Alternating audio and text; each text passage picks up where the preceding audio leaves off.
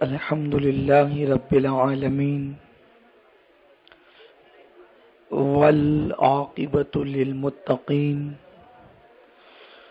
والصلاة والسلام على سيد الأنبياء والمرسلين وعلى آله وأصحابه الطيبين الطاهرين أما بعد فاعوذ بالله من الشيطان الرجيم بسم الله الرحمن الرحيم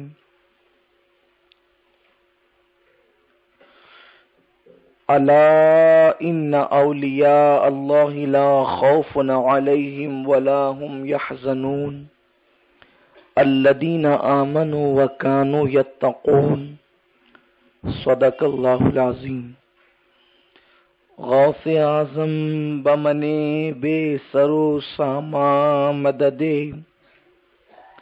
قبلہ دین مدد کعبہ ایمان مدد بگردہ بے بلا افتاد کشتی ضعیفان شکستہ رات پشتی بحق کے خواجہ عثمان ہارون مدد کن یا معین الدین چشتی مدد کن یا معین الدین چشتی مدد کن یا معین الدین چشتی الصلاة والسلام علیک یا رسول اللہ الصلاة والسلام علیک یا نبی اللہ الصلاة والسلام علیک یا حبیب اللہ وعلی آلک واصحابک یا نور اللہ صلی اللہ تعالی علیک وسلم۔ جیسا کہ اعلانات کے ذریعے سے آپ جانتے ہیں کہ آج کی یہ محفل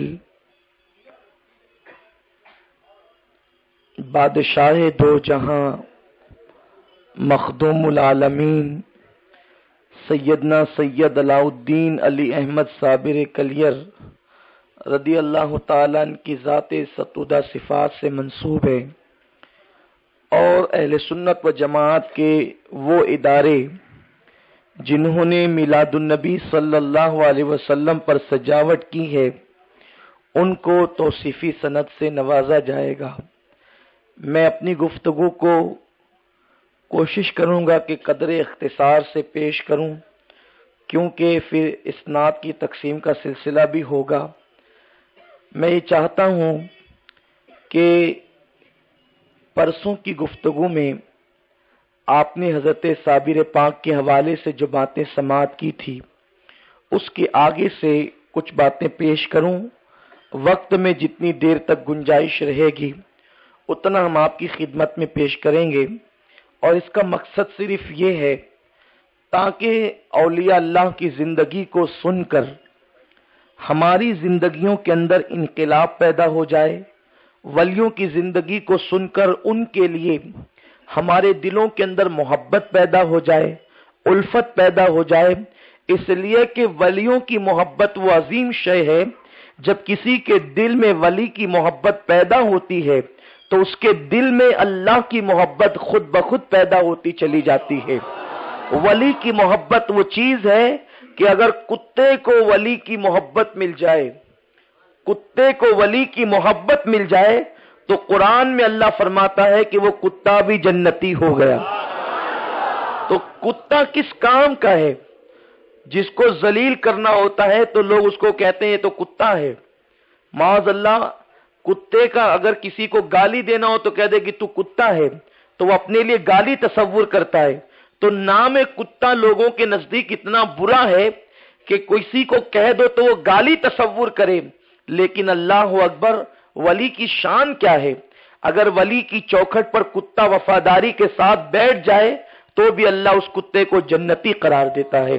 میرے پیارے آقا صلی اللہ تعالی علیہ وسلم کے پیارے دیوانوں، تو سیدنا صابر کلیر رضی اللہ تعالیٰ ان ولیوں میں سے ہے کہ اللہ تعالیٰ نے جن ولیوں کو انفرادی شان دی، ہر ولی کا مقام بہت بلند ہے، لیکن کچھ ولی ایسے ہیں جن کی شان انفرادی ہے، ان کی حیثیت جدا ہے۔ انہی میں سے ایک سیدنا صابر پاک رضی اللہ تعالیٰ عنہ کی ذات ہے۔ حضرت صابر پاک نے جس وقت کلیر کو جلا دیا اور کلیر کے اندر آگ لگی، بعض لوگ کہتے ہیں کہ ایک ہفتے تک کے آگ جلتی رہی، بعض لوگ کہتے ہیں کہ 4 دن تک آگ جلتی رہی، اور پورا کلیر سوائے 4 جگہوں کے ساری بستی جو ہے وہ جل کر کے خاکستر ہو گئی۔ کلیر میں کوئی درخت نہیں بچا سوائے وہ گولر کے درخت کے، کوئی پرندہ نہیں بچا سوائے پھاکتا کے، اور زمین کا کوئی ٹکڑا جلنے سے نہ رہا سوائے وہ تھوڑے سے خطے کے۔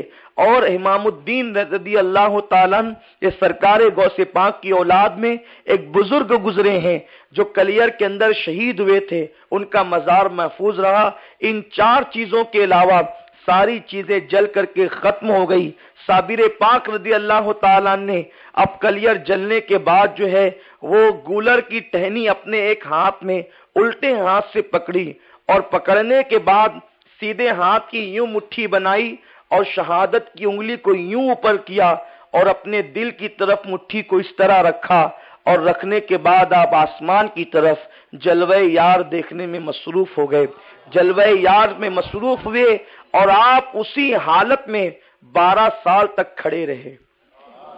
عالم تحیر کہتے ہیں اس کو صوفیہ کی اصطلاح میں، ولیوں کی اصطلاح میں، طریقت کی اصطلاح میں عالم تحیر کہتے ہیں۔ عالم تحیر میں 12 سال تک صابر پاک کھڑے رہے۔ حضرت صابر کلیر رضی اللہ تعالیٰ نہ کھانے کی دھن، نہ پینے کی دھن، نہ سونے کی دھن، کچھ نہیں۔ آپ کو اپنے آپ کا ہوش نہیں تھا، یہ کیفیت تھی۔ حضرت صابر کلیر رضی اللہ تعالیٰ اسی کیفیت میں کھڑے تھے۔ بابا فرید الدین رحمت اللہ تعالی علیہ عالم باطن سے یہ جان رہے تھے کہ 12 سال ہو گئے میرے صابر کو کھڑے کھڑے۔ آپ نے اپنے مریدین سے کہا میرا بیٹا صابر 12 سال سے کھڑا ہے، پاؤں شل ہو گئے، کھانے اور پینے سے چونکہ اس نے اپنے آپ کو الگ رکھا تو اس کی ہڈی کو چمڑی لگ گئی، گوشت نہ بچا۔ اب یہ اس کیفیت میں تو کون ہے جو میرے صابر کو جا کر کے بٹھائے اور اس کی زندگی کو معمول پر لائے۔ ایک تو بچپن میں 12 سال بھوکے رہے، اور اس کے بعد اب عالم تحیر میں 12 سال، 24 سال تک صابر کلیر بھوک کا، پیاس کا عالم یہ ہے۔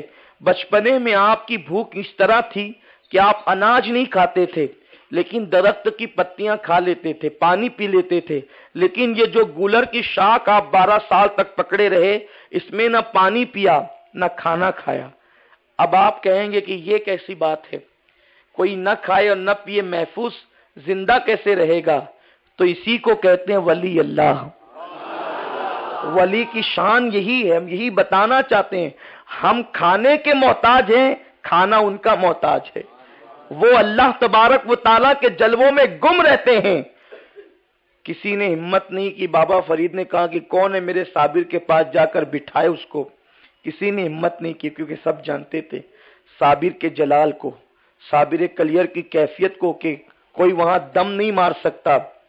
ان میں ایک شخص تھے، وہ حضرت علی مرتضیٰ کی اولاد میں سے تھے، ان کا نام تھا خواجہ شمس الدین ترک۔ وہ ترکی تھے، ترک سے آئے تھے، اور وہ نسل کے اعتبار سے علی مرتضیٰ رضی اللہ تعالیٰ کی اولاد میں ہوتے تھے۔ انہوں نے کہا بابا میں جاؤں گا۔ فرمایا بیٹے جانا لیکن سامنے مت جانا، اگر تو سامنے جائے گا تو جل جائے گا، پیچھے سے جانا، اور کوئی ایسی تدبیر کرنا کہ میرا صابر بیٹھ جائے اور صابر کی زندگی معمول پر آ جائے۔ علی ملا ابدال یہ صابر پاک کے خادم ہے، ان کا شمار ابدالوں میں ہوتا ہے، اور ابدال ولایت کی بہت بڑی منزل ہے۔ اب وہ اس کی تشریح کرے تو اس کے لیے بہت وقت چاہیے، میں اشارے دیتے ہوئے گزرتا ہوں۔ انشاءاللہ یہ موقع بار بار ہمارے درمیان آتے رہتے ہیں اور ہم آپ کی خدمت میں پیش کرتے رہتے ہیں۔ آپ کبھی یاد دہانی کرائیں تو ولایت میں مقام ابدالیت بدل یہ کیا مقام ہے، اس کی کبھی تشریح کی جائے گی۔ میرے پیارے آقا صلی اللہ علیہ وسلم کے پیارے دیوانوں، علیم اللہ ابدال نے حضرت شمس الدین کا ہاتھ پکڑا اور ہاتھ پکڑ کر جو ہے وہ صابر پاک رضی اللہ تعالیٰ عنہ کے کلیئر تک ان کو پہنچا دیا۔ آپ پیچھے سے گئے، شمس الدین بہترین قاری قرآن تھے اور آپ کی آواز میں بلا کا جادو تھا۔ آپ پیچھے سے تلاوت قرآن کرنے لگے، آواز حضرت صابر کلیئر کے کانوں میں جب تلاوت کی آواز پہنچی تو پوچھا کون ہو، قرآن پڑھتے ہو؟ انہوں نے کہا حضور میرا نام شمس الدین ہے، بابا فرید کا بھیجا ہوا ہوں۔ فرمایا بہت اچھا قرآن پڑھتے ہو، پیچھے سے کیوں پڑھتے ہو، آگے آ کر کے پڑھو، آگے آ کر تلاوت کرو۔ انہوں نے کہا کہ سمجھ گئے کہ مجھے تو بابا فرید نے آگے جانے سے منع کیا ہے، تو بائیں طرف آئے اور پیچھے تھوڑا سا ہٹ کر اب تلاوت قرآن کرنے لگے۔ دیکھو اللہ کے ولی کے نزدیک قرآن کی عظمت کا کیا عالم ہے کہ پیچھے تلاوت قرآن ہو رہی ہو، حضرت صابر پاک عالم تہجد میں ہیں، جسے کھانے پینے کی فکر نہیں ہے، لیکن رب کے کلام کی تعظیم کتنی ہے کہ جس نے کھانے پینے کو چھوڑ دیا، لیکن اگر پیچھے قرآن کی تلاوت ہو رہی ہو تو آپ کہتے ہیں کہ پیچھے مت پڑھ، آگے آ کر کے پڑھ، یہ کیفیت ہے۔ لیکن چونکہ وہ پوزیشن تھی نہیں کہ آگے جاتے تو جل جاتے، اس لیے بائیں طرف ہو گئے اور تلاوت کرنے لگے۔ اب تو اور مگن ہو کر صابر پاک ارے جس رب کے جلووں میں گم تھے اب اسی یار کا کلام سنایا جا رہا ہے، تو کیفیت کیا ہوگی، عالم کیا ہوگا۔ صابر پاک مستی میں سن رہے ہیں، فرماتے ہیں صابر کلیئر بہت اچھا پڑھا تم نے۔ شمس الدین جان بوجھ کر رک گئے۔ فرمایا ارے رک کیوں گئے ہو، پڑھو۔ کہا حضور میں کھڑے کھڑے تھک گیا ہوں، اس لیے میں کھڑے ہو کر کے اب نہیں پڑھ سکتا۔ تو کہا ٹھیک ہے بیٹھ جاؤ۔ کہا حضور یہ کیسے ہو سکتا ہے کہ آقا کھڑا رہے اور غلام بیٹھا رہے؟ آپ توجہ فرمائیں کہ صابر پاک کو بٹھانے کے لیے کتنا حسین راستہ انہوں نے اختیار کیا۔ کہا کہ آقا کھڑا رہے غلام بیٹھا رہے، یہ نہیں ہو سکتا۔ حضرت صابر پاک کہتے ہیں تو پھر ٹھیک ہے، مجھے تو کھڑے ہوئے 12 سال ہو گئے، اب میں کلام اللہ کے لیے بیٹھتا ہوں، اللہ کے کلام کے لیے بیٹھتا ہوں۔ مگر 12 سال سے جو کھڑا ہوا ہو بغیر کھائے بغیر پیے تب بیٹھا نہیں جاتا تھا۔ شمس الدین ترک رحمت اللہ علیہ نے ہاتھ کا سہارا دیا اور گولر کے درخت کا جو تنا تھا اس سے ٹیک لگا کر بٹھا دیا۔ آپ قرآن مقدس کی تلاوت کرتے رہے، صابر پاک سنتے رہے۔ تھوڑی دیر کے بعد کا حضور پڑھتے پڑھتے بھوک لگ گئی ہے، پڑھتے پڑھتے بھوک لگ گئی ہے، اگر کھانا مل جائے تو اچھا ہو۔ فرمایا یہ گولر کی ٹہنی پکڑ کے ہلا، جب ہلایا تو کچے گولر نکلے۔ کہا کہ اس کو ابال کر کے کھا لے، ابال کر کے لائے سامنے رکھا۔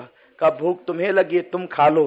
کہا حضور یہ کیسے ہو سکتا ہے کہ آقا نہ کھائے اور غلام کھا لے؟ آپ کھائیں تب میں کھاؤں گا ورنہ میں نہیں کھاؤں گا۔ آپ نے فرمایا ٹھیک ہے، اگر کلام اللہ کی تلاوت اسی بنیاد پر تم کرو گے تو میں کھانے کے لیے تیار ہوں۔ اور صابر پاک نے 12 سال کے بعد ان ابلے ہوئے گولروں کو کھایا، اور کھانے کے بعد پھر جو ہے مغرب کا وقت آیا، حضرت صابر پاک کو انہوں نے وضو کرایا۔ آپ نے وضو کر کے نماز ادا کی اور پھر خواجہ شمس الدین ترک پانی پتی رحمت اللہ علیہ کو بیعت کیا، آپ کو مرید کیا۔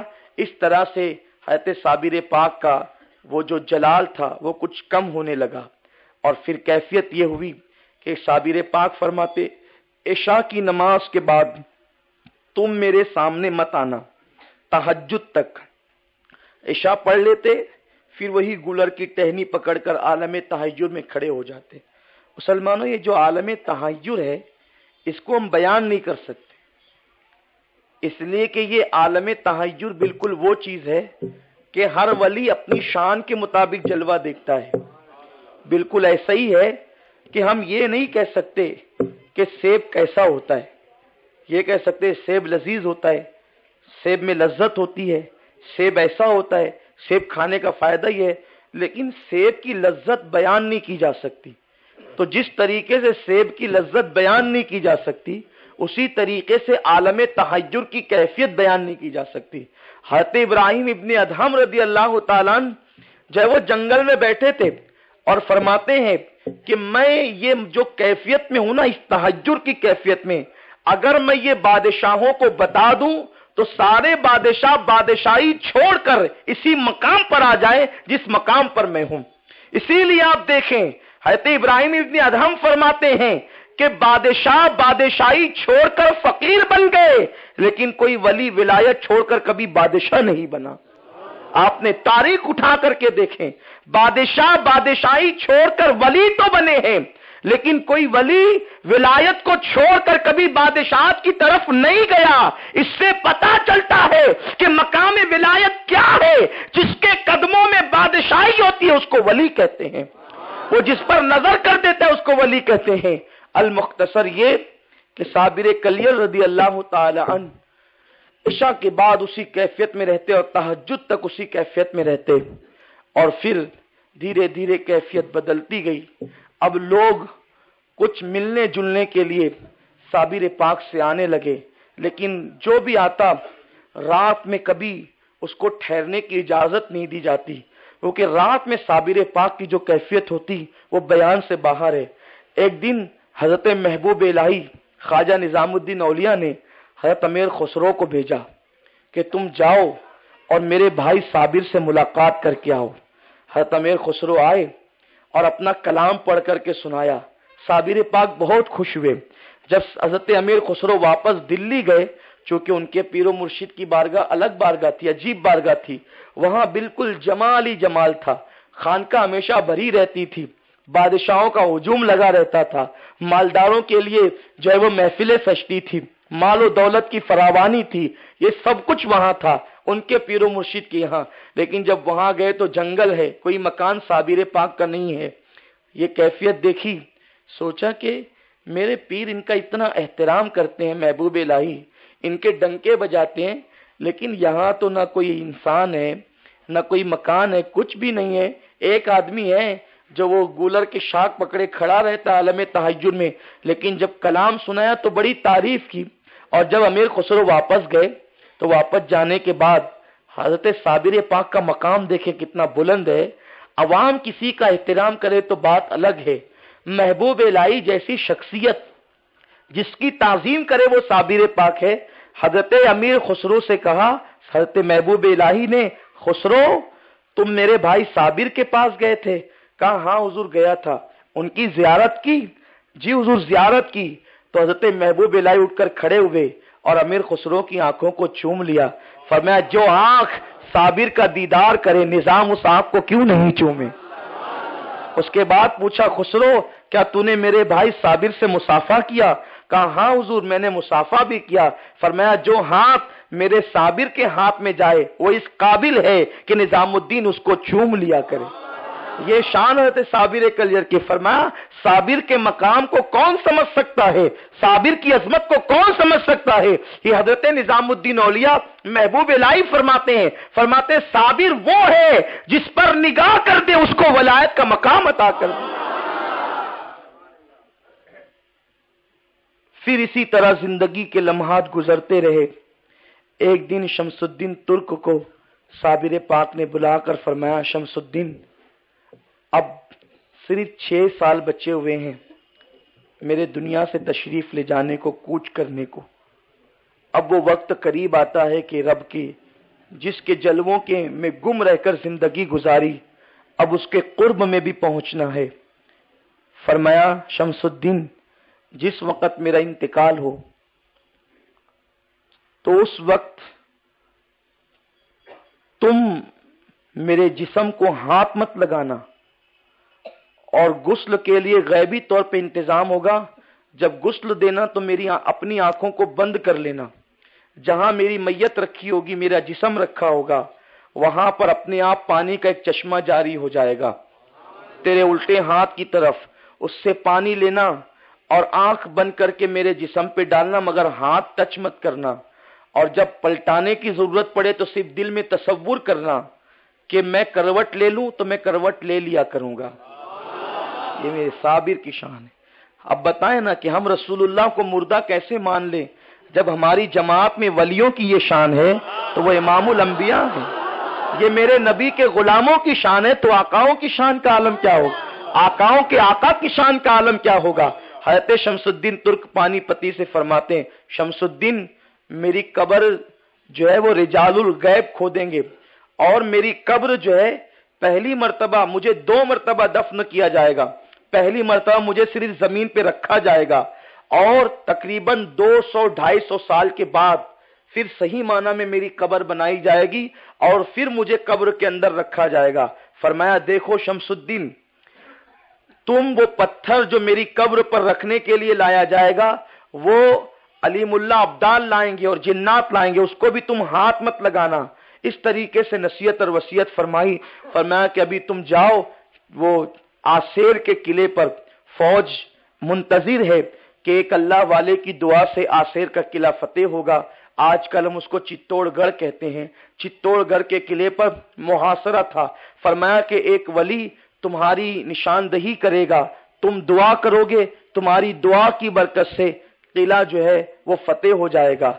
जिस दिन किला फतेह होगा उसी दिन मेरा इंतकाल होगा और तुम आ जाना और याद रखना, मुझे जब कफन पहनाना तो सारी जिंदगी जो मैं कपड़े पहनता था नारंगी रंग का, वो नारंगी कफन मुझे पहनाना, लेकिन कफन जब पहनाना तो उसमें भी हाथ मत लगाना, बल्कि कफन जो है वो मेरे सीने पे रख देना। कुदरती तौर पर पहनने का इंतजाम भी होगा, कुदरती तौर पर पहनने का एहतमाम भी होगा। अल्लाह अकबर। मुख्तलिफ रिवायात मिलती है। बहरहाल मैं गुज़िश्ता मर्तबा जो प्रोग्रामात में मैंने रिवायतें कुछ उलमा की बुजुर्गों की छोड़ दी थी, इस साल मैं उसको जो है वो आपके सामने पेश कर रहा हूँ ताकि आपकी मालूमात में इजाफा हो। उसके बाद यूं हुआ, शमसुद्दीन तुर्क पानीपती रोने लगे, हुजूर अब आपसे जुदाई होगी। फरमाया, जुदाई नहीं होगी, बल्कि बात ये होगी कि जिस तरीके से जमीन के ऊपर तुम मेरे फैज को लेते रहे, जब मैं जमीन के अंदर रहूंगा तो तुम मेरे फैज को उस तरह लेते रहोगे और फैज मुनक़ता नहीं होगा। फरमाया, याद रखना। हज़रत शमसुद्दीन तुर्क पानीपती को फरमाया, याद रखना ये जो सारे काम है रिजालुल गैब करेंगे और जब जनाजे की बात आए तो अल्लाह उसका इंतजाम खुद फरमा देगा। सारी वसीयतें फरमा रहे हैं। अब ये बात है कि आजकल लोगों को एक बात हजम नहीं होती कि कल क्या होने वाला है, ये अल्लाह के सिवा कोई नहीं जानता। लेकिन हैरत की बात यह है कि अल्लाह के सिवा वली अल्लाह जानता है कि कल क्या होने वाला है, क्योंकि अल्लाह ने जिसको अपना दोस्त, भाई हो, जब हम किसी को अपना दोस्त बनाते हैं तो उससे कुछ छुपाते नहीं है। आप अगर किसी के साथ मक्कारी करें तो बात अलग है, किसी के साथ मक्र करे तो बात अलग है, लेकिन आप अगर किसी को सच्चा दोस्त बनाएं, आजकल की दुनिया में दोस्त तो 2 किस्म के होते हैं। एक मतलबी मक्कार होते हैं, वो दोस्त तो कहलाते तो हैं लेकिन वो दोस्त नहीं होते। लेकिन जो दोस्त सच्चे होते हैं वो जान तक दोस्त के लिए देने के लिए तैयार हो जाते हैं। जो दोस्त के लिए जान देने के लिए तैयार हो, क्या अपना राज अपने दोस्त को नहीं बता सकता? तो याद रखो, अल्लाह के यहां 2 किस्म की दोस्ती नहीं है कि काम के लिए अलग है, इस्तेमाल के लिए अलग है और प्यार के लिए अलग है। खुदा के यहां ये दोस्ती नहीं है। अल्लाह के यहां सारा मामला पीवर है, किसी को दोस्त बनाता ही नहीं और जिसको बनाता है उससे कुछ छुपाता ही नहीं। जिसको दोस्त बना लिया फिर अपनी कायनात के खजाने उसको दे देता है। जिधर उसकी जबान खुलती है खुदा का निजाम उसी तरह तब्दील हो जाया करता है। अल्लाह अपने वलियों के मुताबिक, बल्कि हजरत मौलाना रोम कहते हैं कि अल्लाह अकबर, वली की जबान पर खुदा का कलाम जारी होता है। वली जबान खोलता है तो उसकी जबान कुन का मजहर बन जाती है और वो जो कहता है वही हो जाता है। साबिर पाक सारी चीजें बता रहे, लेकिन कितना एहतियात है। अपनी बड़ाई नहीं कर रहे हैं कि मैं खुद आ जाऊंगा नमाज पढ़ाने, नहीं कहते अल्लाह की तरफ से इंतजाम हो जाएगा। वली होकर अपनी विलायत को कैसे छुपा रहे हैं। और आपकी पीठ के पीछे तो बालों से कुदरती तौर पे लिखा हुआ था हाजा वलीयुल्लाह, उसको मोहरे विलायत कहते हैं।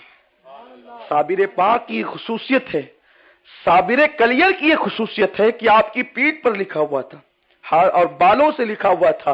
कुर्बान जाए वो कैसा वली होगा, उनकी अजमत क्या है, उनकी शान क्या है, उनकी बुजुर्गी क्या है। फिर शमसुद्दीन तुर्क पानीपती, अभी तक तो तुर्की ही थे, पानीपती नहीं हुए थे, क्योंकि पानीपती तो साबिर कलियर के विसाल के बाद वो हुए हैं। चित्तौड़ गढ़ पहुंचे।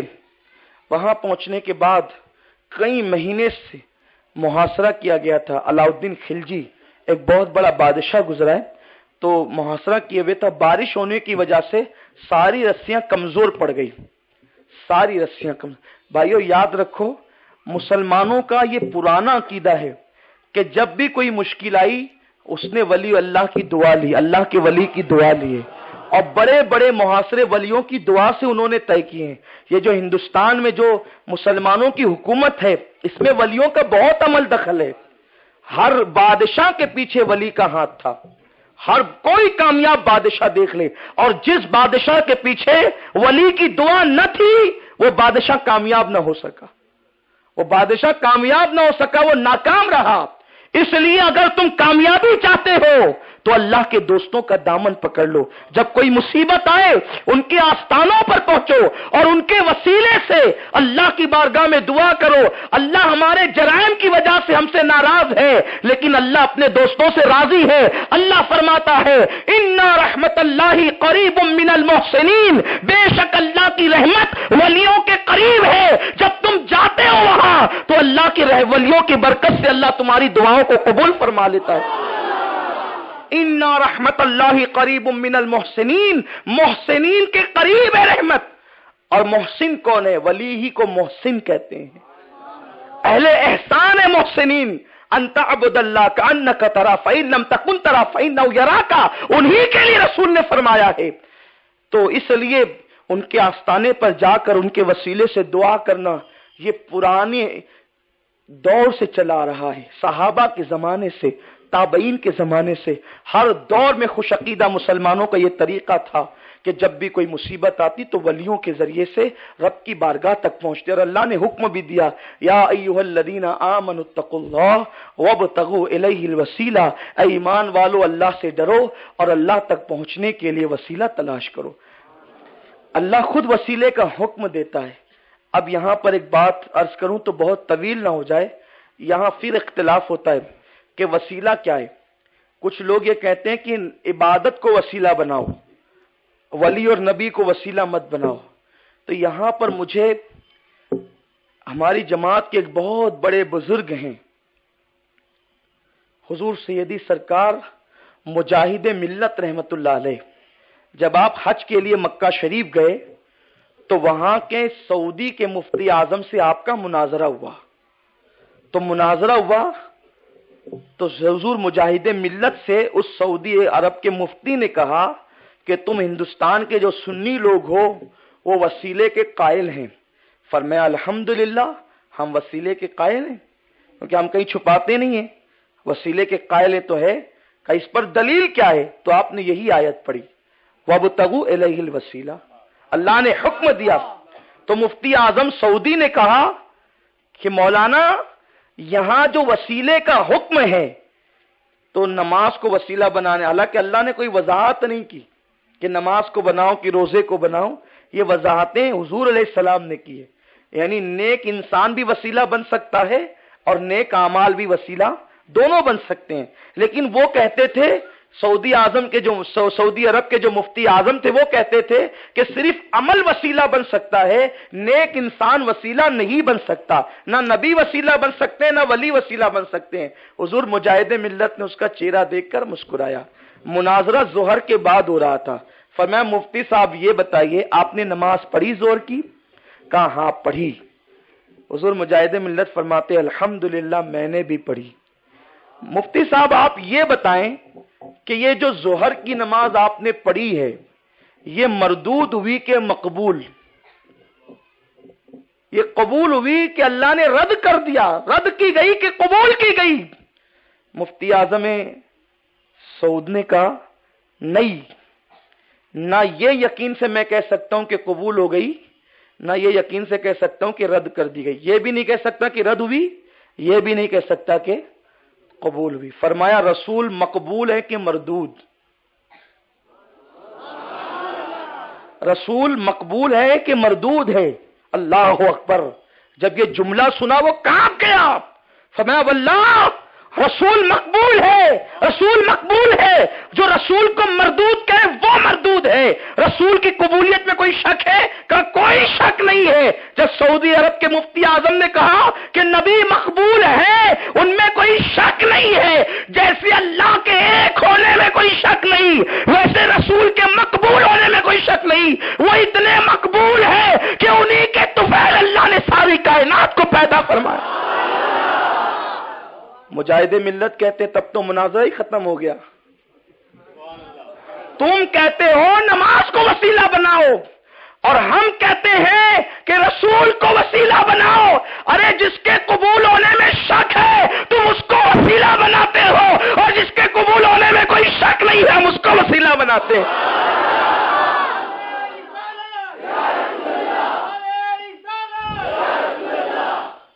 بات یہ ہے تو ہمارے یہاں تفسیر قرآن کی یہ ہے کہ نیک اعمال بھی وسیلہ ہیں اور نیک انسان بھی وسیلہ ہیں، لیکن جو نیک انسان ہے ان کی قبولیت کی سند قرآن نے دی ہے۔ میرے آقا سے بڑھ کر نیک کون ہو سکتا ہے؟ خدا کی قسم وہ تو جان نیکی ہے، نیکیوں کی جان ہے، جو ان کو دیکھ لے وہ صحابی بن جائے۔ تو بہرحال عرض یہ کر رہا تھا کہ چتوڑ گڑھ کے قلعے پہ بڑی محنت کی، بارش کی وجہ سے رسیاں ٹوٹ گئی۔ بادشاہ نے کہا جاؤ سوت کی رسیاں بناؤ، اس کے لیے چاہے جتنے پیسے لگے۔ قریب میں ایک دیہات تھا، وہاں پر جو ہے وہ سوت کا لوگ کاروبار کرتے تھے، لیکن اتنا نہیں تھا وہاں سوت کہ سب جو ہے وہ ان کو پورا کیا جا سکے۔ دیہات میں لوگوں کو تنگ کیا، نہیں سوت چاہیے۔ اس گاؤں میں ایک ولی رہتے تھے، انہوں نے ایک ہانڈی لی اور سوت لیا اور سوت کو ہانڈی کو باندھ دیا اور سوت کی ایک سرا اوپر کر دیا۔ فرمایا اس سے سوت نکالتے رہو جب تک تمہارا کام نہیں ہو جاتا، اس سے سوت نکلتا رہے گا۔ وہ لے کر گئے، لیکن اس زمانے میں سب خوش عقیدہ لوگ تھے، اعتراض کا کوئی کہ اے بابا یہ کیا، یہ ہنڈی دے دی اور یہ ایسا نہیں۔ وہاں اس وقت سب خوش عقیدہ لوگ تھے کہ بھئی ولی کی زبان ہے، اللہ والے کی زبان ہے، یہ ہوگا۔ وہ نکالتے رہے، وہ دن بھر اس سوت نکالتے رہے، اس ہانڈی سے نکلتا رہا۔ جب بادشاہ کو پتا چلا تو بادشاہ سارا سوت چھوڑ کر آپ کی بارگاہ میں کہا حضور دعا کر دو کہ وہ قلعہ، جب آپ اتنا بڑا کام کر سکتے ہیں تو اتنا کام بھی تو آپ کر سکتے ہیں، بغیر سوت کے کام کر سکتے۔ فرمایا کہ دیکھو جو کام میرے کرنے کا تھا میں نے کر دیا، اب وہ کام میں نہیں کر سکتا، اس کے لیے کوئی اور مقرر ہے۔ کہا اس کے لیے کون ہے؟ کہا کہ دیکھو تمہاری فوج میں ایک آدمی نوکر کی حیثیت سے، لیکن وہ اللہ کا بہت بڑا ولی ہے، وہ دعا کرے گا تو قلعہ فتح ہوگا۔ کہا اس کی نشانی کیا ہے؟ کہا انتظار کرنا پڑے گا کہ طوفان آئے گا، اور جب طوفان آئے گا تو تیز ہوا چلے گی، آندھی چلے گی، بارش ہوگی۔ جب تم نکلو گے، اگر اس وقت تو تم نے تکلیف اٹھا لی، تم نکلو گے تو دیکھو گے کہ سارے لوگوں کے خیمے اڑیں گے، لیکن اس کے خیمے کو ہوا نقصان نہیں پہنچائے گی، سب کے چراغ بجھیں گے، اس کے چراغ کو کوئی نقصان نہیں ہوگا۔ اور اس کے بعد پھر بادشاہ منتظر تھا، جب آندھی چلی تو آندھی پر لوگ غمگین ہوتے ہیں، بادشاہ خوش ہو گیا، وہ رات آ گئی ہے کہ وہ اللہ کا ولی مجھے ملنے والا ہے۔ یاد رکھو ولی اپنی ولایت کو چھپاتا ہے، اور ولی جو اپنی ولایت کو چھپایا نہیں کرتا، ولایت چھپائی جاتی ہے۔ اللہ اکبر، اتنا بڑا ولی ہے کہ جس کا آندھی کچھ نہیں بگاڑتی ہے، وہ معمولی سا نوکر بن کر کے فوج میں بھرتی ہوا ہے۔ اللہ اکبر، میرے پیارے آقا علیہ السلام کے پیارے دیوانوں، پھر کیا تھا؟ جب آندھی چل رہی تھی تو آندھی کے دوش پر ایک چراغ جل رہا تھا، اور کوئی قرآن پڑھنے والا بلند آواز سے قرآن کی تلاوت کر رہا تھا، اور پورا ماحول عجیب ایک بالکل سرور و مستی لیے ہوئے تھا۔ جب بادشاہ وہاں پہنچا، وہ قرآن کی تلاوت میں اتنے مصروف تھے کہ بادشاہ کو دیکھنے کی تک فرصت نہ تھی۔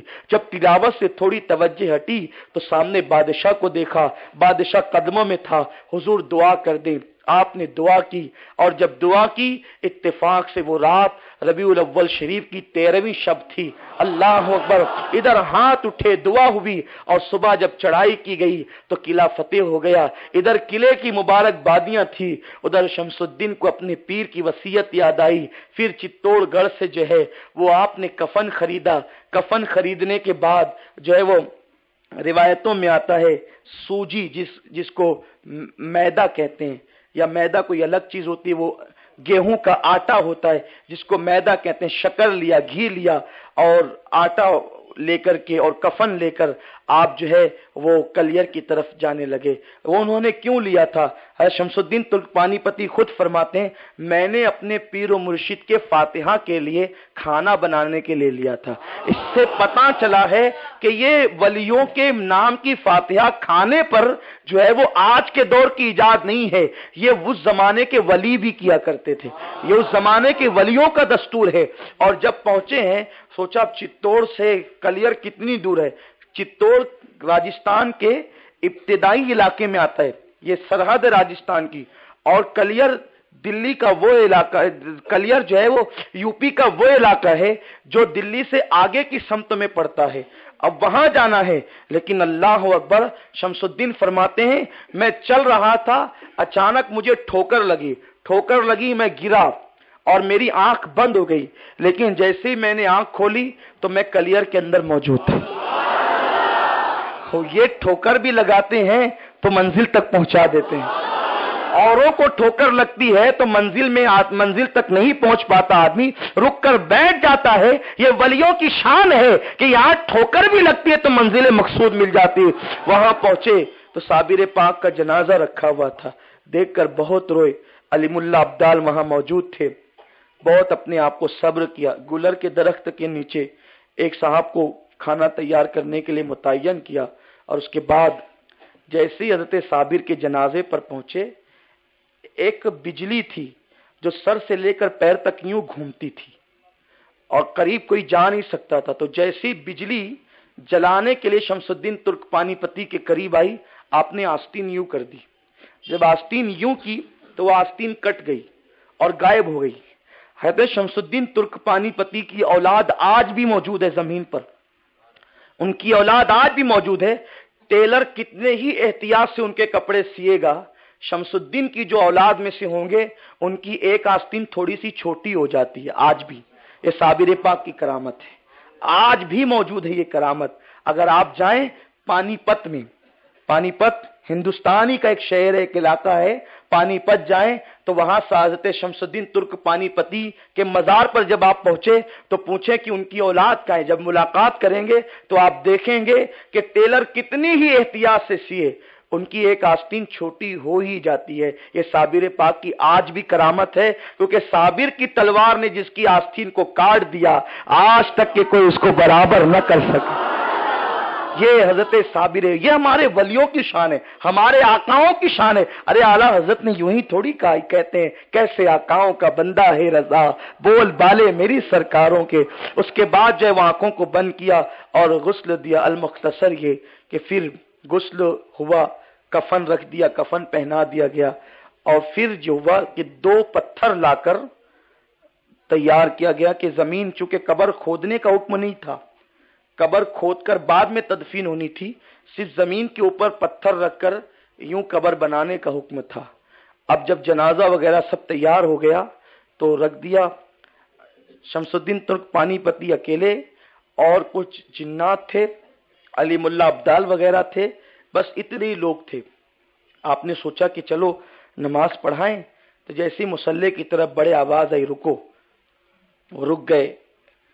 تو وہی نارنگی کلر کے کپڑوں میں ایک صاحب آئے نقاب ڈالے ہوئے اور نماز پڑھائی۔ نماز پڑھا کر جیسے شمس الدین کہتے ہیں میں نے سلام پھیرا، جب نماز شروع ہوئی تھی تو پیچھے چند افراد کے علاوہ کوئی نہیں تھا، لیکن جب میں نے دائیں بائیں سلام پھیرا تو اولیاء کا ایک ہجوم تھا جو تا حد نظر تھا، جو روحانی طور پر آئے تھے۔ تو میں نے سوچا کہ اس بزرگ سے پوچھ تو لوں یہ کون ہے۔ جب میں نے پوچھا کہ آپ کون ہے بتائیں، وہ گھوڑے پہ سوار ہو کر کے جانے لگے، تو میں نے پوچھا تو انہوں نے کہا شمس الدین تم نے ایک دن پوچھا تھا نا کہ فنا اور بقا کا راز کیا ہے، تو جیسے چہرے سے نقاب الٹا تو دیکھا وہ کوئی اور نہیں تھی، وہ صابر پاک تھے۔ فرمایا وہ میت جو ہے نا وہ فنا ہے اور یہ بقا ہے۔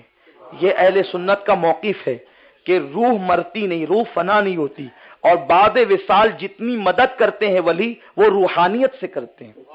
روحانی طور پر کرتے ہیں اور روح کی بڑی طاقت ہوتی ہے۔ تو پھر یہ ہوا کہ نماز جنازہ کے بعد 2 پتھر لگا دیے گئے اور دائیں سے مٹی لگا دی گئی اور بایاں حصہ کھلا رکھ دیا گیا۔ یہ 692 ہجری کا واقعہ ہے۔ 692 سے لے کر 945 تک صابر پاک کے مزار پہ کوئی جا نہیں سکا، کیونکہ جو جاتا بجلی آ کر اس کو جلا دیتی، کوئی حاضری نہیں دے پاتا تھا، اتنی جلالی بارگاہ تھی۔ پھر 945 میں حضرت عبد القدوس گنگوہی، یہ بہت بڑے ولی ہیں، یہ اپنے دادا پیر شیخ عبدالحق ردولوی رحمت اللہ علیہ کی درگاہ پر جھاڑو دیتے تھے۔ قطب عالم کہلاتے تھے لیکن ولی کے آستانے پہ جھاڑو دیتے تھے۔ ایک مرتبہ دیکھا کہ ایک ولی جو ہے وہ دادا پیر کے مزار سے نکلے اور فرمایا کیا ان کے آستانے پہ جھاڑو دیتے ہو؟ ارے کبھی میرے مزار پہ بھی آ کے جھاڑو دو۔ انہوں نے سوچا یہ کون ہے، یہ جو مجھے بلا رہے ہیں؟ تو پوچھا آپ ہے کون؟ تو کہا پوچھ تیرے دادا پیر سے کون ہوں۔ مجھ سے کیا پوچھتا، ان سے پوچھ کون ہوں۔ جب انہوں نے مراقبہ کیا تو شیخ عبدالحق ردولوی رحمت اللہ علیہ نے فرمایا کہ یہ کوئی معمولی ذات نہیں ہے، یہ تیرے اور میرے آقاؤں کے آقا حضرت صابر کلیر تھے جو تجھے بلا کر گئے۔ تب انہوں نے عالم روحانی میں کہا آپ تو کسی کو آنے نہیں دیتے، جلا دیتے ہیں، اب میں کیسے آؤں؟ فرمایا نہیں، جب تو آئے گا تو میری تلوار تجھ پر چلے گی، لیکن اس وقت تیرے لیے حکم یہ ہوگا کہ تو اپنا کرتے کا دامن آگے کر دینا، وہ کاٹ دے گی اور پھر تجھے آنے کی اجازت ہوگی۔ اور پھر یہ ہوا کہ وہ پہنچے، 12 کوس دور سے تلوار آئی اور دامن کٹ گیا، لیکن آپ جب وہاں پہنچے تو وہ تختے جو لگائے گئے تھے ہٹائے تو صابر پاک کا جسم جیسا کہ ویسے موجود تھا۔ تقریباً 350 سال کا عرصہ ہونے کو تھا اور جسم ویسے ہی تھا۔ پھر قبر کھودی ہوئی ان کو ملی، آپ نے ان کو قبر میں رکھا اور پھر مزار بنائی، اور مزار بنانے کے بعد پھر جو ہے وہ اس پہ چھت ڈالی گئی، اور وہ پہلی مرتبہ تعمیر تھی 945 ہجری کے اندر، جو بامبو اور پتوں کے چھت کے ذریعے سے صابر پاک رضی اللہ تعالیٰ کا مزار تعمیر کیا گیا تھا۔ اس کے بعد پھر کچھ لوگ آتے جاتے رہے اور جب لوگوں کو فیضان ملتا رہا تو آج صابر پاک کا آستانہ جگمگا رہا۔ یہ حضرت صابر پاک رضی اللہ تعالیٰ کی مختصر سوانح حیات تھی جو ہم نے آپ کے سامنے پیش کیا۔ اللہ تعالی ہم سب کو اپنے بزرگوں کے دامن سے وابستہ رہنے کی توفیق عطا فرمائے، اور اللہ تعالی ہمیں صابر پاک کے فیضان سے مالا مال فرمائے۔ آپ کا عرس 3 دن تک چلتا ہے، 13، 14 اور 15 کو۔ 15 تاریخ کو عرس کا آخری دن رہتا ہے۔ کبھی اللہ توفیق دے صابر پاک کے آستانے پر جاؤ، بڑے بڑے ولی وہاں جا کر چلا کرتے ہیں اور فیض پاتے ہیں، اور ان کا فیضان حاصل کرو۔ نہیں جا سکتے تو اپنے گھروں میں ان کی فاتحہ کا اہتمام کرو، انشاءاللہ ان کی برکتوں سے اللہ تعالیٰ ان کو، آپ کو، ہم سب کو، ان کی برکتوں سے اللہ آپ کو، ہم سب کو مالا مال فرمائے گا۔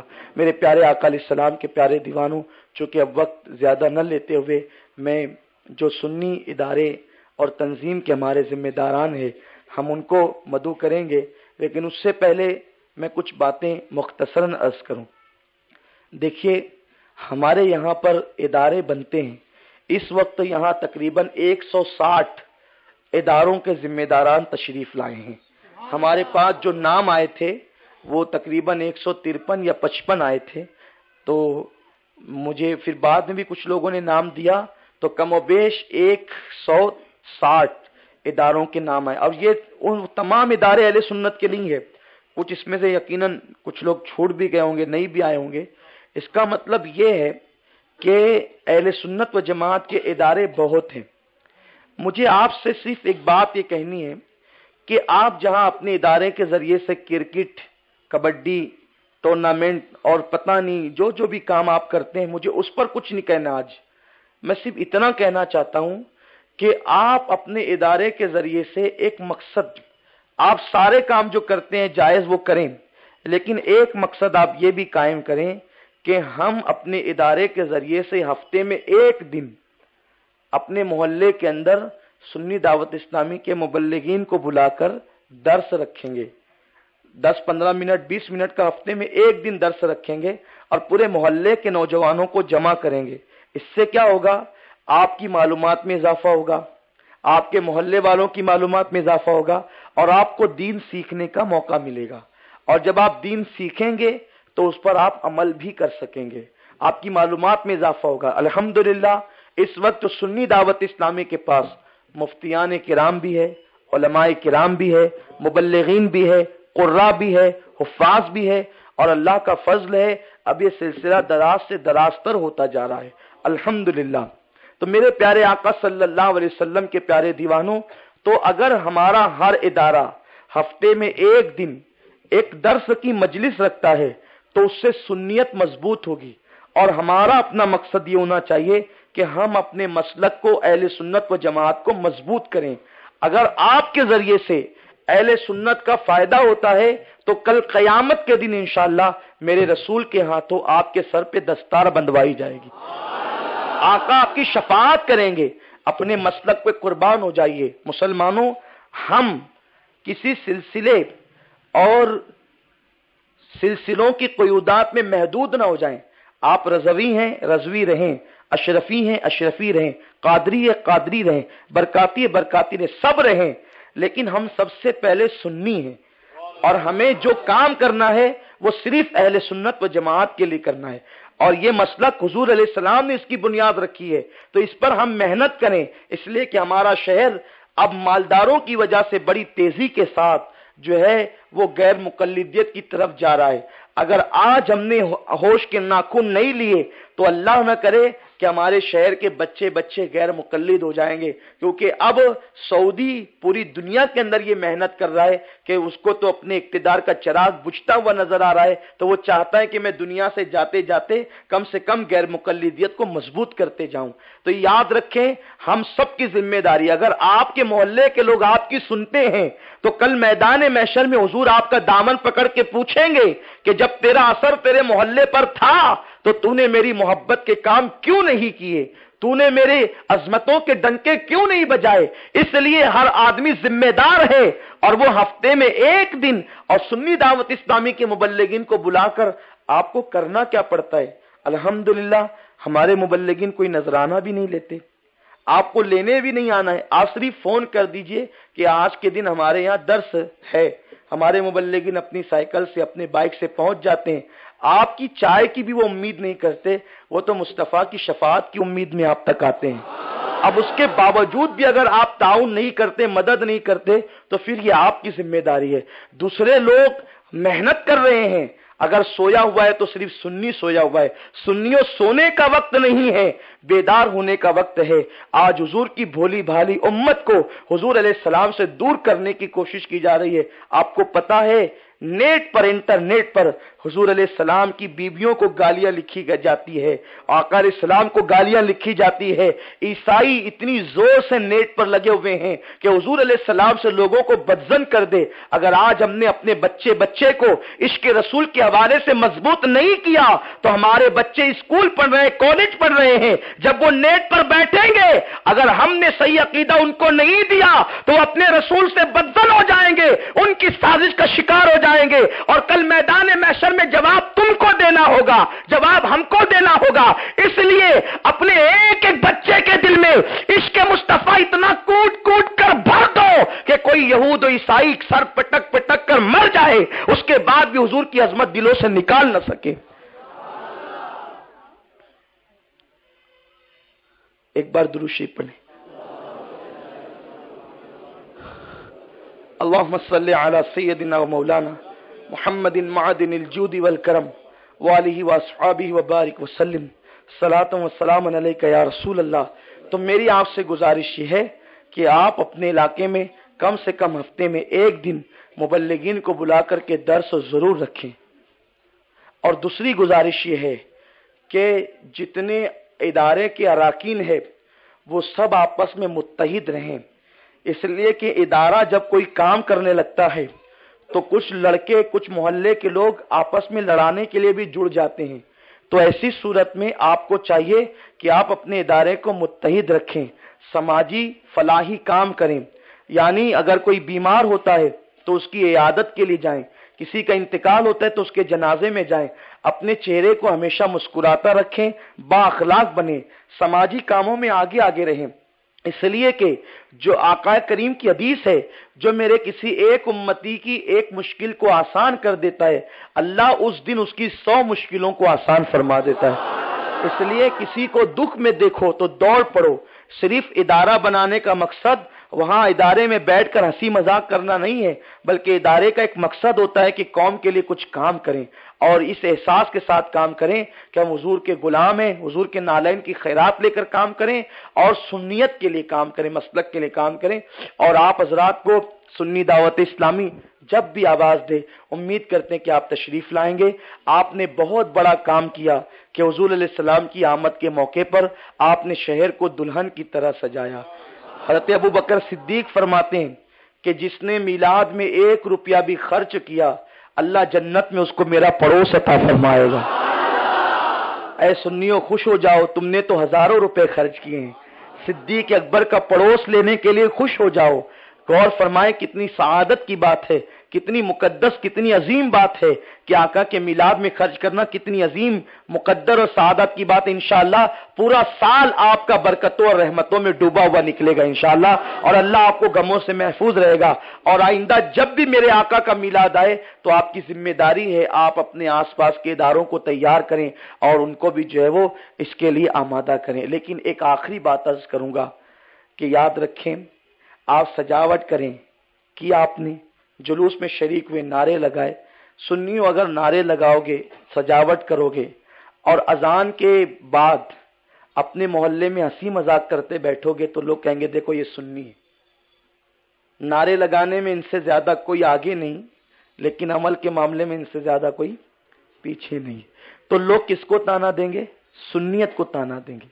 تو ادارے کے جتنے ذمہ داران آئے ہیں اور میرے جتنے سنی بھائی آئے، میں سب سے کہتا ہوں خدا کے لیے نماز کے پابند بنو، کیونکہ یہ بھی حدیث پاک میں ہے جو نماز کو چھوڑ دے گا جان بوجھ کر اور دوسرے نفل کام کرے گا تو نماز کے چھوڑنے والے کے دوسرے اعمال کو اللہ تعالیٰ قبول نہیں فرمائے گا۔ تو جہاں آپ یہ سارے کام کرتے ہیں وہیں نماز کی پابندی بھی کریں۔ امید کرتا ہوں کریں گے انشاءاللہ، سب کریں گے انشاءاللہ، کسی کو بولنے کا موقع نہ دیں۔ اچھا، ایک اہم بات کہ اور جگہوں پر جو یہ پہلے تقسیم ہوتی تھی سندیں یا انعامات، تو پہلا نمبر، دوسرا نمبر، تیسرا نمبر دیا جاتا تھا۔ ہمارے ساتھی مجھ سے کہتے تھے کہ پہلا، دوسرا، تیسرا نمبر دیں۔ میں نے کہا یار یہ کیسے ہو سکتا ہے؟ میرے رسول کا کوئی امتی دوسرے نمبر پہ ہے ہی نہیں، سب پہلے نمبر پہ ہے۔ جو حضور کا امتی ہے وہ سب پہلے نمبر پہ، کیونکہ جنت میں جائیں گے تو کیسے جائیں گے پتہ ہے؟ ایسے آگے پیچھے ہو کے نہیں جائیں گے۔ جنت میں جائیں گے تو ایک دوسرے کا ہاتھ پکڑ کر ساتھ ساتھ جائیں گے۔ تو یار جب جنت میں ساتھ ساتھ جانا ہے تو دنیا میں آگے پیچھے کیوں ہے؟ دنیا میں آگے پیچھے کیوں ہے؟ تو اس لیے سب کو برابر نمبر، سب کا پہلا نمبر، سب کا پہلا نمبر۔ اللہ آپ کو مبارک کرے، اور میں یہاں دعا کرتا ہوں کہ جیسے آپ کو سب کو یہاں پہلا نمبر ملا، میرے رسول وہاں بھی سب کو پہلا نمبر عطا کریں۔ بھائیو، یہ چھوٹی سی کاغذ کی سند آپ کی سجاوٹ کا صلہ نہیں ہے۔ انشاءاللہ قیامت کے دن آپ خود دیکھ کر خوش ہوں گے اور اپنے مقدر پہ آپ ناز کریں گے کہ ہم کچھ نہیں دے رہے آپ کو، یہ تو دعا دے رہے ہیں آپ کو۔ یہ کاغذ کی صنعت آپ کی حوصلہ افزائی کے لیے ہے، اصل میں بدلہ قیامت کے دن اللہ خود عطا فرمائے گا یہ کہہ کر، اے میرے حبیب کے غلاموں آؤ، میرے محبوب کی ولادت کی خوشی میں تم اپنی گلیوں کو سجاتے تھے، میں نے تمہارے لیے اپنی جنت کو سجا دی ہے، اب اسی کے اندر تمہیں ہمیشہ رہنا ہے۔ انشاءاللہ پھر مزے ہی مزے ہوں گے۔ یہاں تو بغیر دیکھے ان کے گیت گاتے ہیں، وہاں تو ان کو دیکھتے جائیں گے اور ان کی تعریف کرتے جائیں گے۔ آپ بھی ہوں گے، ہم بھی ہوں گے انشاءاللہ، اور مزے ہی مزے ہوں گے، لطف ہی لطف ہوں گے۔ لیکن یاد رکھنا یہ کرتے رہو گے تو ہوگا، ورنہ اگر حضور پہ اعتراض کرنے لگو گے تو پھر 80 ہزار سال عبادت کرنے والا، ایک روایت کے مطابق 80 کروڑ سال عبادت کرنے والا نبی پہ اعتراض کر کے شیطان بنا دیا گیا۔ یارو اپنے پاس تو 80 سال کی بھی عبادت نہیں ہے، اس لیے نبی پہ اعتراض نہ کرنا، نبی کے کاموں پہ اعتراض نہ کرنا۔ ہم تو یہ کہتے ہیں حضور آپ جیسا کوئی ہے ہی نہیں، ہماری عقل میں اتنی طاقت کہاں ہے کہ آپ جیسا کسی کو مانے حضور. اللہ نے آپ کو ایسا بنایا کہ آپ کو بنا کر خدا نے وہ دکان ہی بند کر دی کہ اب ان جیسا کوئی بنے گا ہی نہیں. اللہ نے وہ دکان ہی بڑھا دی. رخ مصطفیٰ ہے وہ آئینہ کہ اب ایسا دوسرا آئینہ نہ ہماری چشم خیال میں نہ دکان آئینہ ساز میں، نہ ہماری بزم خیال میں نہ دکان آئینہ ساز میں. تو یہ اداروں کو دیا جاتا ہے. ہمارے یہاں جو ہے اداروں کے ذمہ داران میں کچھ بزرگ بھی آئے ہیں. تو میں یہ چاہتا ہوں اگر آپ سب کے مشورے سے، کیونکہ بھئی یہاں ڈکٹیٹرشپ نہیں چلتی، یہاں مشورہ چلتا ہے. جب حضور مشورہ کرتے تھے تو ہم مشورہ کیوں نہ کریں، ہے نا؟ تو ہم سب بھائی بھائی ہیں نا، کوئی بڑا کوئی چھوٹا نہیں ہے سب. لیکن ہماری محفل میں ایک ایسا سنی بھی موجود ہے کہ جس کی سنیت کی خدمت کرتے کرتے کالے بال سے سفید بال ہو گئے اور جوانی سے وہ بوڑھے ہو گئے. تو میں چاہتا ہوں کہ شروعات انہی کے ادارے سے کیا جائے. نہیں لیکن پہلے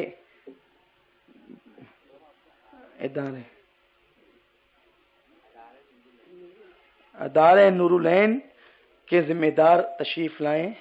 اچھا وہ سند آ رہی ہے. بیٹھیے آپ، ایسے نہیں کہ بیٹھے، ایسے نہیں یار، اپنے حسینی لوگ. ہاں میں سب سے پہلے ان کو، پہلے ہم ہماری جماعت کے ایک سنی اور وہ بزرگ سنی ان سے شروعات کریں گے، پھر ان کے ہاتھوں سے اور لوگوں کو بھی دیں گے.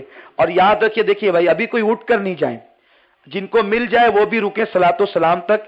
اب یہ تو ایسا نہیں ہونا چاہیے کہ بھائی آپ کی خوشی میں دوسرے شریک رہیں اور دوسروں کی خوشی میں آپ شریک نہ رہیں. یہ کیسے ہو سکتا ہے؟ ایسا نہیں ہونا چاہیے. تو میں یہ چاہتا ہوں کہ آپ سب جو ہے وہ بیٹھیں گے انشاءاللہ. اچھا یہ بتائیں کربلا والے کتنے اس میں؟ کچھ ہاتھ نیچے دکھ رہے ہیں نہیں؟ سبحان اللہ. ارے بھائی سب ہے نا.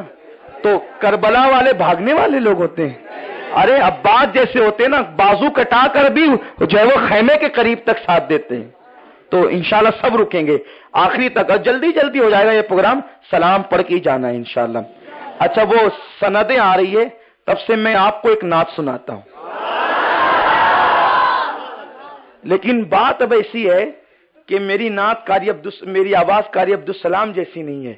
تو پھٹی ٹوٹی آواز، لیکن چونکہ سند آنے کا انتظار ہے تو کچھ کرنے کی بجائے چلے حضور کی نعت ہی پڑھ لیتے ہیں. سب پڑھتے ہیں، سب ساتھ دیں گے انشاءاللہ. ایک ایسی نعت پڑھتے ہیں جو دعا بھی ہے، مدینہ شریف کی حاضری کی دعا بھی ہے، کعبہ شریف کی حاضری کی دعا بھی ہے. سب مل کر پڑھیں گے تو انشاءاللہ کعبہ شریف کی حاضری ہو جائے گی. تو درود شریف پڑھ لیں. سند آئے تو مجھے اشارہ کر دینا. اللہم صلی علی محمد وآلہ کعبے کی رونق، کعبے کا منظر، کعبے کی رونق، کعبے کا منظر. اللہ اکبر، اللہ اکبر. کعبے کی رونق، کعبے کا منظر. اللہ اکبر، اللہ اکبر. دیکھوں تو دیکھے جاؤں برابر. اللہ اکبر. حیرت سے خود کو کبھی دیکھتا ہوں، حیرت خود کو کبھی دیکھتا ہوں، اور دیکھتا ہوں کبھی میں حرم کو. حیرت خود کو کبھی دیکھتا ہوں، اور دیکھتا ہوں کبھی میں حرم کو. لایا کہاں مجھ کو میرا مقدر، لایا کہاں مجھ کو میرا مقدر. اللہ اکبر.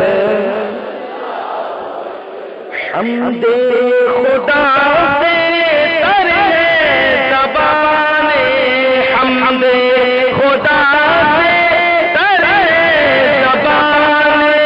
کانوں میں رس گھولتی ہے اذانِ. حمد خدا تر ہے زبانِ،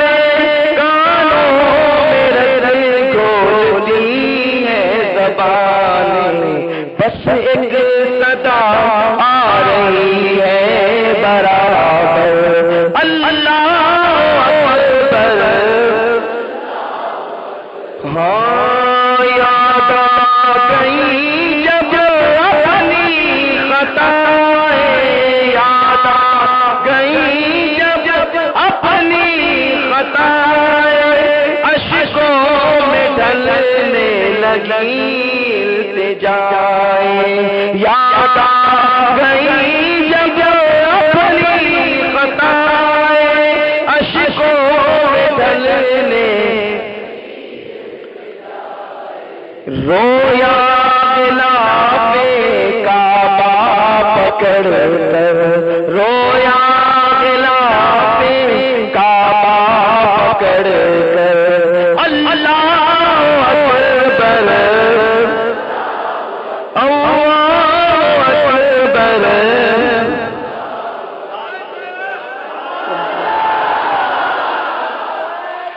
سند آ گئی ہے سند آ گئی ہے اور قطرے کو جیسے سمندر سمیٹے قطرے سمندر سمیٹے مجھ کو متا اپنے اندر سمیٹے قطرے کو جیسے سمندر سمیٹے مجھ کو اپنے اندر سمیٹے جیسے سمیٹے آغوش مادر جیسے سمیٹے آغوش مادر اللہ اکبر ہاں دیکھا سفار مرنا بھی دیکھا دیکھا سفار مرنا بھی دیکھا رب کے کرم کا جلوہ بھی دیکھا بھائی آئیے چاہتے ہیں سب مل کر کے ذرا پھوپ پڑے دیکھا سفار مرنا بھی دیکھا دیکھا سفار مرنا بھی دیکھا رب کے کرم کا دیکھا روایت کرو سمندر دیکھا روایت کرو سمندر اللہ اکبر بھیجا ہے جنت سے تجھ کو خدا نے بھیجا ہے جنت سے تجھ کو خدا نے چوما ہے تجھ کو میرے مصطفیٰ نے بھیجا ہے جنت سے تجھ کو خدا نے چوما ہے تجھ کو جو حجر اسود ہے نا میرے آقا فرماتے ہیں یہ گویا کہ اللہ کا ہاتھ ہے جو اللہ سے مصافحہ کرنا چاہتے ہیں وہ حجر اسود کو چوم لے بھیجا ہے جنت سے تجھ کو خدا نے چوما ہے تجھ کو اے حجر اسود میرا مقدر اے حجر اسود تیرا مقدر اللہ اکبر کعبے کے اوپر سے جاتے نہیں ہیں کعبے کے اوپر سے جاتے نہیں ہیں کسی کو ادب یہ سکھاتے نہیں ہیں کعبے کے اوپر سے جاتے نہیں ہیں کسی کو ادب یہ کتنے معاتب ہیں کبوتر کتنے معاتب ہے یہ کبوتر اللہ اکبر اور یہ دعا ہے تیرے کرم کی کیا بات مولا تیرے کرم کی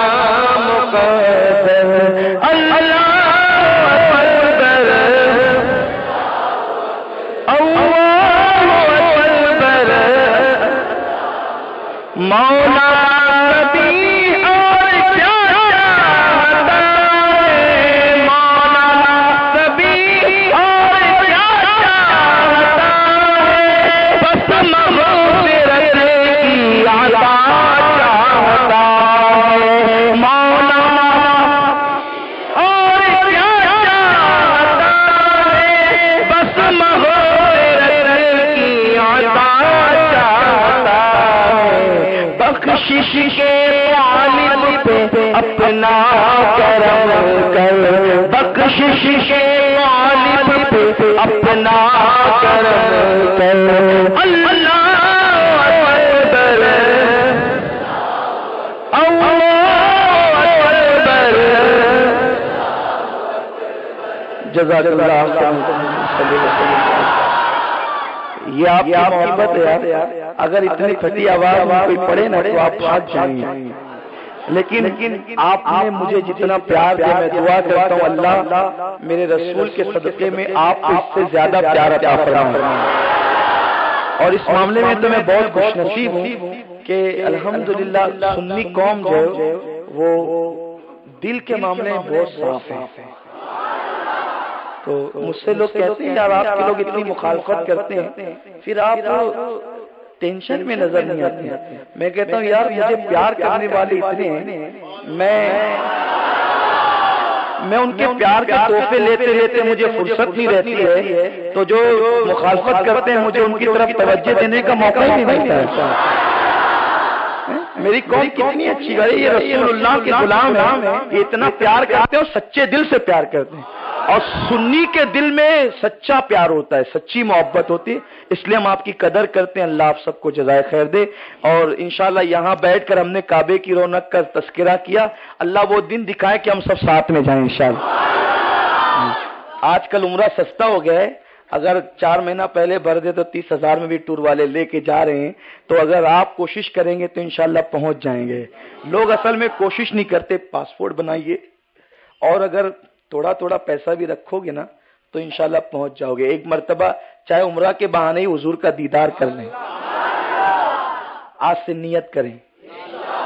میں دعا کرتا ہوں اللہ سرکار صابر پاک غوث پاک کے صدقے جو لوگ آج سچے دل سے نیت کر رہے ہیں، اللہ ان کو آنے والا سال آنے سے پہلے آتی میلاد سے پہلے سرکار کے در کی حاضر نصیب فرما۔ دکھا دے یا الہی وہ مدینہ کیسی بستی ہے جہاں پہ رات دن مولا تیری رحمت برستی ہے، مرادے دلے بلبلے بے نوا دے، خدایا دکھا دے بہار مدینہ، رہے ان کے جلوے بسے ان کے جلوے، میرا دل بنے یادگار مدینہ، میری خاک یا رب نہ برباد جائے، پسے مرگ کر دے غبار مدینہ۔ اب چونکہ اس محفل میں ایک عالم دین اور ایک مفتی بھی تشریف فرمائے، ہمارے نوری دارالفتہ کے مفتی صاحب قبلہ مفتی مصباح الحسین صاحب وہ تشریف رکھتے ہیں، تو میں چاہتا ہوں، حالانکہ ہماری محفل میں اب ان سے بڑا کوئی نہیں ہے، تو ہوتا ہی ہے کہ بھائی بڑوں کو بڑوں کے ہاتھ سے دینا چاہیے، لیکن ہماری مجبوری یہ ہے، تو اس لیے اب ایسا کچھ کر لیا جائے کہ دیکھو جب بچہ چھوٹا ہوتا ہے نا تو بھی وہ باپ کے کاندھے پر پیر رکھ لیتا ہے، تو وہ بچہ سمجھا جاتا ہے، تو وہ بچے کے طور پر ہمارے سنی، اور ایک ہمارا پلان اور بھی ہے کہ مالیگاؤں کے جتنے پرانے سنی جنہوں نے سنیت کی خدمت کی ہے، ہم چاہتے ہیں نا کہ ان لوگوں کو از سر نو قوم کے سامنے پیش کیا جائے اور ان کے تجربوں سے فائدہ اٹھایا جائے۔ تو اس سلسلے کو ہم نے شروع کیا تھا اور پرانے سنیوں کو ایوارڈ دیا تھا، لیکن پھر بعد میں وہ سلسلہ رک گیا۔ آپ دعا کریں، اگر آپ کا تعاون رہا، محبتیں رہی، تو انشاءاللہ اس سلسلے کو ہم اور آگے بڑھائیں گے انشاءاللہ، کیونکہ ان لوگوں نے پودے لگائے اور آج ہم پانی دے رہے ہیں۔ تو ہمارے مفتی صاحب قبلہ، دراصل ہمارے حنیف صابر صاحب جو ہیں اشرفی، یہ کئی اداروں کے سرپرست ہیں، صدر ہیں، کئی مسجدوں کے ذمہ دار ہیں، لیکن یہاں 2 اداروں کی جو ہے وہ سربراہی آج انہیں کرنی ہے، اور ادارہ نور العین خوشامد پورہ اور سلطان الہند، ادارہ سلطان الہند خوشامد پورہ جی۔ تو ہمارے مفتی صاحب، ہاں حاجی صاحب لیں گے۔ نعرہ تکبیر، نعرہ رسالت، جشن عید میلاد النبی، جشن عید میلاد النبی، نعرہ تکبیر، نعرہ رسالت، عشق و محبت، عشق و محبت، عشق و محبت، عشق و محبت۔ حاجی صاحب آپ تشریف لائے، آپ کا شکریہ نوازش۔ صابریہ گروپ حاجی احمد پورہ، حاجی حنیف صابر صاحب کے ہاتھوں صابریہ گروپ کو دیا جاتا ہے۔ نعرہ تکبیر. اب جلدی جلدی سے آتے جائیں. ارے آپ کیا کر رہے ہیں؟ فوٹو کھنچوانے کے لیے کر رہے ہیں.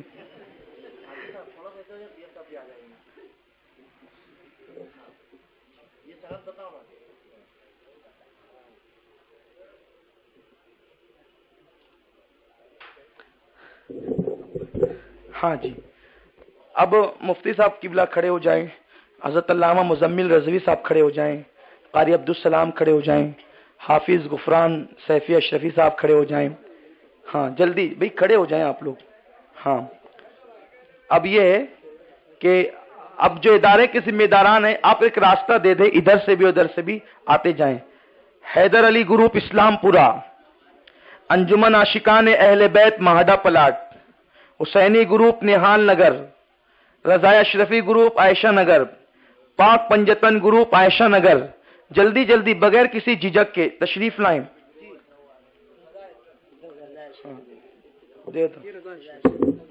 امن پان اسٹال امن پورہ، وسیم ریسٹورینٹ اسلام پورہ، چشتیہ گروپ گلشیر نگر، گلشیر روڈ لکھا ہوا ہے، رکشہ اسٹاپ عائشہ نگر.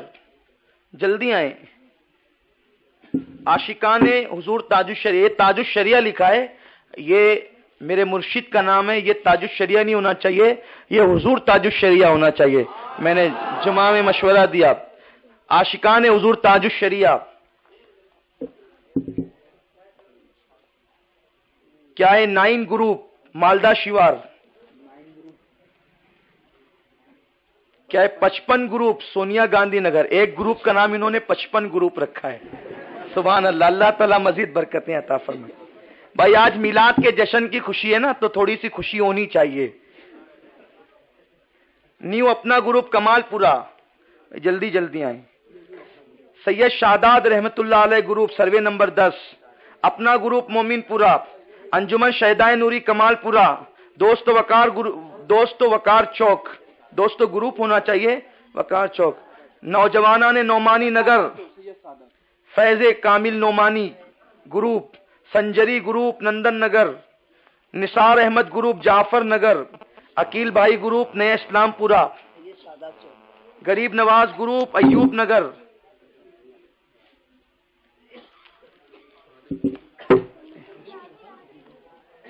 شاہد پلازا امن چوک، انجمن خدام اہل بیت اسلام پورہ، شکاری گروپ نئے اسلام پورہ، المدینہ گروپ نہال نگر، حاجی دوست محمد گروپ اسلام پورہ، شیر خدا مولا علی مولا گروپ مالدہ شیوار، نوجوانان مومن پورہ، گلشن مدینہ مالدہ گروپ، KGN بابا گروپ کمال پورہ. بھئی یہ اداروں کے ناموں کی آپ لوگ تصحیح کر لیں. یہ KGN بابا نہیں ہونا چاہیے، KGN گروپ کرو اس کو، ہے نا. یاسین بھائی اینڈ گروپ ہزار کھولی. بھائی سب نے رکنا ہے ابھی، ہیں سلام پڑھ کے جانا ہے.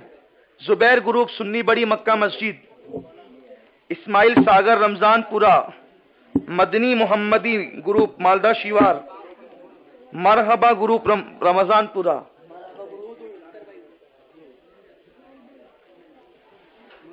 ملن گروپ نندن نگر، انجمن بہار اشرفی اسلام پورہ، چشتیہ اشرفیہ خوشامد پورہ، اعلیٰ حضرت اشرفی میاں. یہاں بھی حضور اعلیٰ حضرت اشرفی، حضور یہاں بھی لگائیں جن کا گروپ ہے. حضور اعلیٰ حضرت اشرفی میاں گروپ خوشامد پورہ، حضور شاہ سمنا گروپ یہاں بھی، الاشرف اکیڈمی خوشامد پورہ، اعلیٰ حضرت اکیڈمی مرچنٹ نگر، نوجوانان غریب نواز روڈ رمضان پورہ، چمن مصطفیٰ اکیڈمی سلام چاچا روڈ، عابد بھائی اینڈ گروپ رونق آباد، نوجوانان ناگ چھاپ، اکبر اشرفی گروپ. بھائی یہاں آ کر لینا، تو آپ لوگ شرماتے کیوں؟ آ کر لیں آپ لوگ، کیونکہ ہاں آ جانے دیں نا. جن کا نام کا اعلان ہوا ہے وہ تو آ جائیں، آ جائیں اور اپنا گروپ بول کر کے لے جائیں. ایک صاحب بیچ میں کھڑے ہو جائیں. یہاں مولانا آپ بیچ میں کھڑے ہو جائیں. ہاں جس کا نام ہو چکا ہے نا تو وہ لے لیں. سید صلاح الدین گروپ، گلشن رضائے اشرف، نیا اسلام پورہ،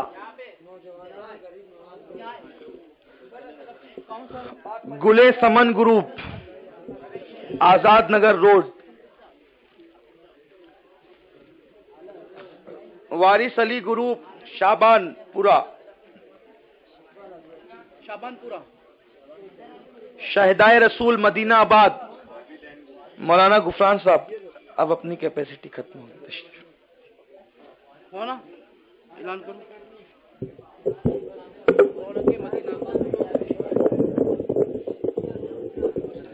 رونق مدینہ گروپ، صلاح الدین ایوب